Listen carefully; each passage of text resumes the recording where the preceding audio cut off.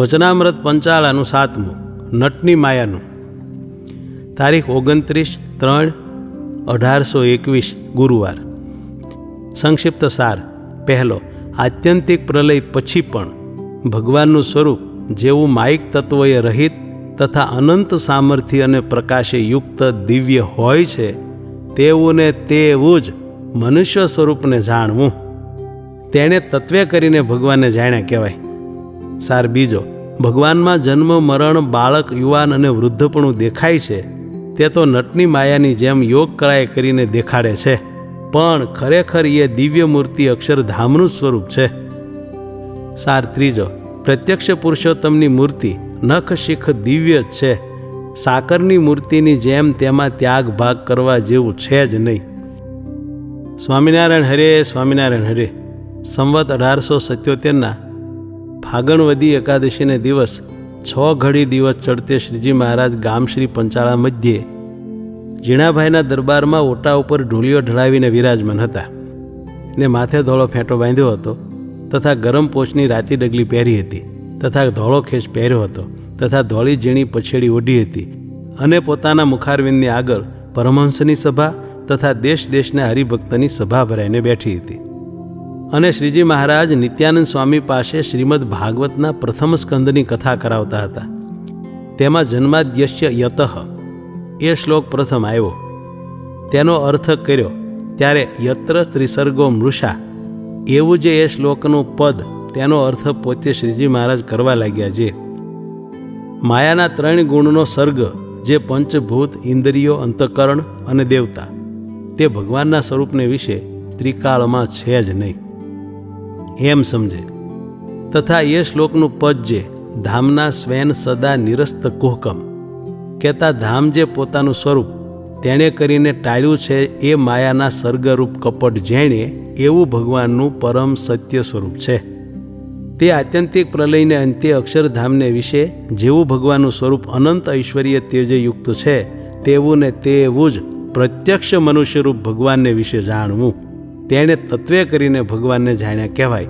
અને એ જ પ્રત્યક્ષ ભગવાનને મૂંઢ જીવ છે તે માયિક દૃષ્ટિએ કરીને જુએ છે ત્યારે પોતા જેવા મનુષ્ય દેખે છે. અને જેમ પોતે જન્મ્યો હોય, બાળક થાય, યુવા થાય, વૃદ્ધ થાય ને મરી જાય તેમજ ભગવાનને પણ જાણે છે. અને જ્યારે ભગવાનના એકાંતિક સાધુના વચનને વિશે વિશ્વાસ લાવીને નિષ્કપટ ભાવે કરીને ભગવાનના ચરણ કમળને ભજે છે ત્યારે એની માયિક દૃષ્ટિ મટે છે. તે પછી એની એ જે ભગવાનની મૂર્તિ તેને પરમ ચૈતન્ય સચ્ચિત આનંદમય જાણે છે. તે પણ ભાગવતમાં કહ્યું છે જે સવેદ ધાતુ પદવીમ પરસ્ય દુરંત વીર્યશ્ચ રથાંગ પાણે હે યો માયયા સંતત યાનુવૃત્યા ભજેત તત્પાદ સરોજ ગંધમ.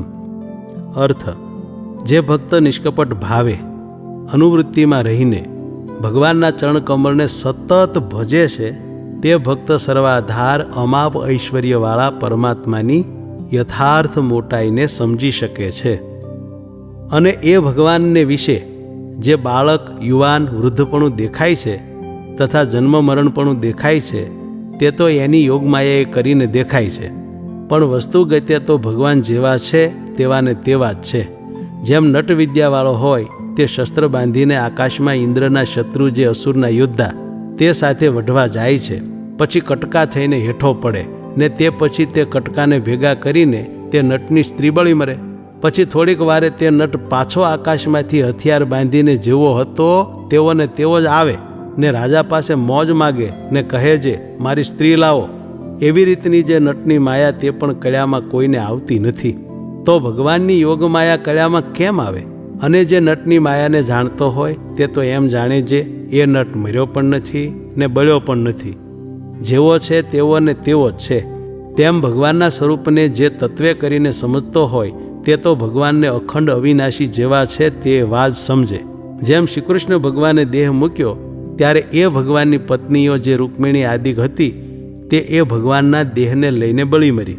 ત્યારે અજ્ઞાની હતા તેણે તો એમ જાણ્યું છે હવે એ નાશ થઈ ગયા, અને જે જ્ઞાની હતા તેણે તો એમ જાણ્યું છે અહીંથી અંતર ધ્યાન થઈને બીજે ઠેકાણે જણાના છે.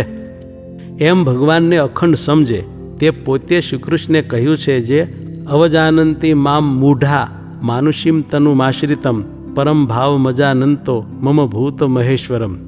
અર્થ: પોતે કરેલા પાપ કર્મથી મોહાધીન પુરુષો મારો દિવ્ય ભાવ જાણતા નથી, એટલે જ ભૂત પ્રાણી માત્રનો નિયંતા હોવા છતાં પરમ કરુણાથી મનુષ્ય રૂપમાં રહેલા એવા મને સામાન્ય મનુષ્ય જેવો માની મારો તિરસ્કાર કરે છે. માટે મૂર્ખ હોય તે જો ભગવાનને સાકાર સમજે તો કેવળ મનુષ્ય જેવા જ સમજે, અને જો નિરાકાર સમજે તો બીજા આકારને જેમ માયિક જાણે તેમ ભગવાનના આકારને પણ માયિક જાણે, અને અરૂપ એવું ભગવાનનું સ્વરૂપ કલ્પે.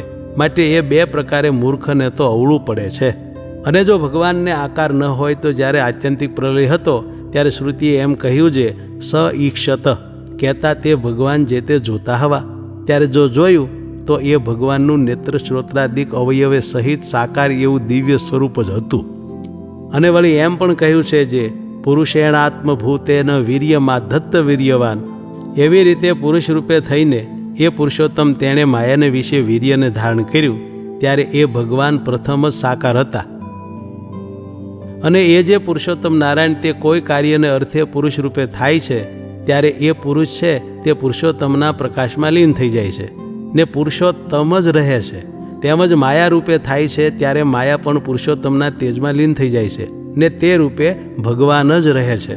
અને પછી એ ભગવાન મહત્તત્વ રૂપે થાય છે ને તેમજ મહત્તત્વમાંથી થયા જે બીજા તત્વ તે રૂપે થાય છે, અને પછી તે તત્વનું કાર્ય જે વિરાટ તે રૂપે થાય છે, તથા તે વિરાટ પુરુષથી થયા જે બ્રહ્માદિક તે રૂપે થાય છે, તથા નારદ સનકાદિક રૂપે થાય છે. એવી રીતે અનેક પ્રકારના કાર્યને અર્થે જેને જેને વિશે એ પુરુષોત્તમ ભગવાનનો પ્રવેશ થાય છે તેને પોતાના પ્રકાશે કરીને લીન કરી નાખીને પોતે જ તે રૂપે કરીને સર્વોત્કર્ષપણે વિરાજમાન થતા રહે છે. અને જેને વિશે પોતે વિરાજમાન રહે છે તેના પ્રકાશને પોતે ઢાંકીને પોતાનો પ્રકાશ પ્રકટ કરે છે.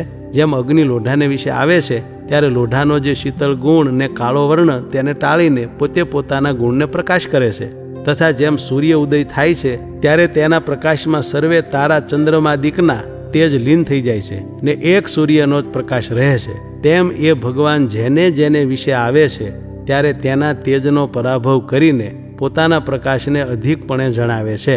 અને જે કાર્યને અર્થે પોતે જેમાં પ્રવેશ કર્યો હતો તે કાર્ય કરી રહ્યા કેળે તેમાંથી પોતે નોખા નિસરી જાય છે ત્યારે તો તે પંડ્ય જેવો હોય તેવો રહે છે. અને તેમાં જે અધિક દૈવત જણાતું હતું તે તો પુરુષોત્તમ ભગવાનનું હતું એમ જાણવું. એવી રીતે સર્વના કારણ ને સદા દિવ્ય સાકાર એવા જે પ્રત્યક્ષ પુરુષોત્તમ નારાયણ તેની મૂર્તિને વિશે સાકરના રસની મૂર્તિની પેઠે ત્યાગભાગ સમજવો નહીં, ને જેવી મૂર્તિ દીઠી હોય તેનું જ ધ્યાન ઉપાસના ભક્તિ કરવી, પણ તેથી કાંઈ પૃથક ન સમજવું. અને તે ભગવાનમાં જે દેહભાવ જણાય છે તે તો નટની માયાની પેઠે સમજવો. અને જે આવી રીતે સમજે તેને તે ભગવાનને વિશે કોઈ રીતે મોહ થતો નથી. અને આ વાર્તા છે તે કેને સમજવામાં આવે છે? તો જેને એવી દ્રઢ પ્રતીતિ હોય જે આત્યંતિક પ્રલય થાય છે ત્યારે પણ ભગવાન ને ભગવાનના ભક્ત તે દિવ્ય સાકાર રૂપે કરીને અક્ષરધામને વિશે દિવ્ય ભોગને ભોગવતા થતા રહે છે. અને તે ભગવાનનું રૂપ ને ભગવાનના ભક્તના રૂપ તે અનંત સૂર્ય ચંદ્રના પ્રકાશ સરખા પ્રકાશે યુક્ત છે. એવી જાતની જેને દ્રઢમતી હોય તે જ આ વાર્તાને સમજી શકે. અને એવા તેજોમય દિવ્ય મૂર્તિ જે ભગવાન તે જીવોના કલ્યાણને અર્થે ને પોતાની વિશે 9 પ્રકારની ભક્તિ જીવોને કરાવવાને અર્થે કૃપા કરીને પોતાની જે સર્વ શક્તિઓ ઐશ્વર્ય પાર્ષદ તેણે સહિત થકા જ મનુષ્ય જેવા થાય છે. ત્યારે પણ જે એવા મર્મના જાણનારા છે તે ભગવાનનું સ્વરૂપ અક્ષરધામને વિશે જેવું રહ્યું છે તેવું જ પૃથ્વીને વિશે જે ભગવાનનું મનુષ્ય સ્વરૂપ રહ્યું છે તેને સમજે છે. પણ તે સ્વરૂપને વિશે ને આ સ્વરૂપને વિશે લેશ માત્ર ફેર સમજતા નથી. અને આવી રીતે જેણે ભગવાનને જાણ્યા તેણે તત્વે કરીને ભગવાનને જાણ્યા કહેવાય, અને તેને માયાની નિવૃત્તિ થઈ કહેવાય. અને એમ જે જાણે તેને જ્ઞાની ભક્ત કહીએ ને તેને એકાંતિક ભક્ત કહીએ. અને આવી રીતે જેને પ્રત્યક્ષ ભગવાનના સ્વરૂપની દ્રઢ ઉપાસના હોય ને તેને ભગવાનના સ્વરૂપમાં કોઈ દિવસ માયિકપણાનો સંશય ન થતો હોય ને તેને કદાચિત કોઈ કુસંગને યોગ્ય કરીને અથવા પ્રારબ્ધ કર્મને યોગ્ય કરીને કાંઈ અવળું વર્તાઈ જાય તો પણ તેનું કલ્યાણ થાય. અને જો આવી રીતે ભગવાનને જાણ્યામાં જેને સંશય હોય ને તે જો ઉર્ધ્વ રહેતા નૈષ્ઠિક બ્રહ્મચારી હોય ને મહાત્યાગી હોય તો પણ તેનું કલ્યાણ થવું અતિ કઠણ છે. અને જેણે પ્રથમ એવો દ્રઢ નિશ્ચય કર્યો હોય જે જ્યારે આત્યંતિક પ્રલય થાય છે તેને અંત્ય પણ ભગવાન સાકાર છે એવી દ્રઢ ગ્રંથિ હૃદયમાં પડી હોય ને પછી જો તેને તેજોમય અલિંગપણું જે શાસ્ત્રમાં કહ્યું હોય તેનું શ્રવણ થાય તથા એવી વાર્તા કોઈ થકી સાંભળે તો પણ તેને સંશય થાય નહીં. કેમ જે એ તો એમ સમજ્યો છે જે ભગવાન તો સદા સાકાર જ છે પણ નિરાકાર નથી અને તે જ ભગવાન રામકૃષ્ણાદિક મૂર્તિઓને ધારણ કરે છે. એવી રીતે જેની દ્રઢપણે સમજણ હોય તેની પરિપક્વ નિષ્ઠા જાણવી. એવી રીતે શ્રીજી મહારાજે પોતાના ભક્તજનની શિક્ષાને અર્થે પોતાના સ્વરૂપની જે અનન્ય નિષ્ઠા તે સંબંધી વાર્તા કરી. તેને સાંભળીને સર્વે પરમહંસ તથા હરિભક્ત તે શ્રીજી મહારાજના સ્વરૂપની એવી જ રીતે વિશેષે દઢતા કરતા હવા. ઇતિ વચનામૃતમ પંચાળાનું 7મું વચનામૃત થયું. શ્રી પંચાળા પ્રકરણ સમાપ્ત.